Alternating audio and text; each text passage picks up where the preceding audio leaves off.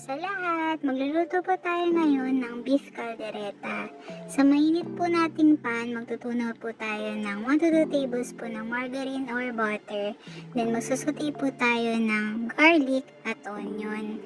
Yung garlic po natin, isang buo po yung ginamit natin dito. Tapos yung onion po, 6 na piraso. Isusuti lang po natin to hanggang sa maluto. Then i-add na po natin yung beef shank natin na meat.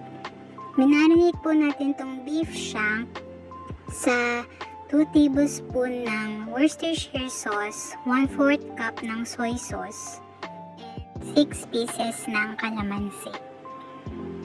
Takpan lang po natin to at habang naghihintay, ito po yung binlender nating 10 pirasong kamatis na walang buto po.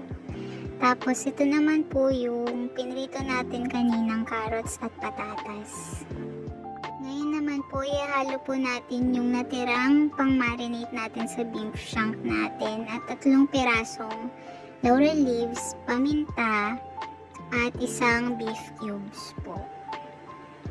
Halu-haluin lang po natin to, tsaka natin ilalagay yung binlender nating tomato sauce o kamatis.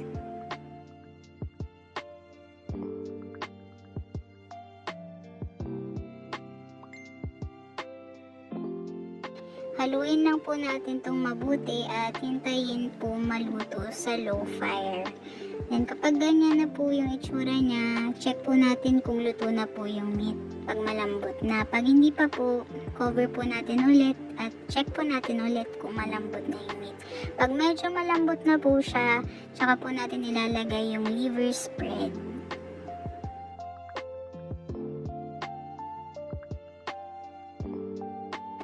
Hintayin po ulit natin itong ma-simmer, tsaka po natin ilalagay yung patatas at carrots natin. Ihalo na rin po natin itong bell pepper.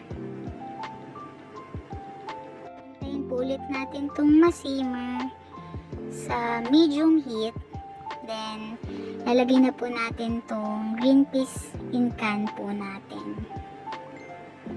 Haluin lang po natin to, tsaka po tayo maglalagay ng 3 tablespoon ng asukal. Tikman po natin to from time to time para malaman po natin kung ano pa pong kulang sa ating niluluto. Dito po nag-add pa po ako ng 2 to 3 tablespoon ng soy sauce. Haluin lang po natin to at maglagay tayo ng 3 pieces ng chili. Para hindi lang po puro tamis at alat yung ating malalasahan. Meron din pong konting anghang. Dito po, wag na po natin takpan, hintayin na lang po natin siyang maluto.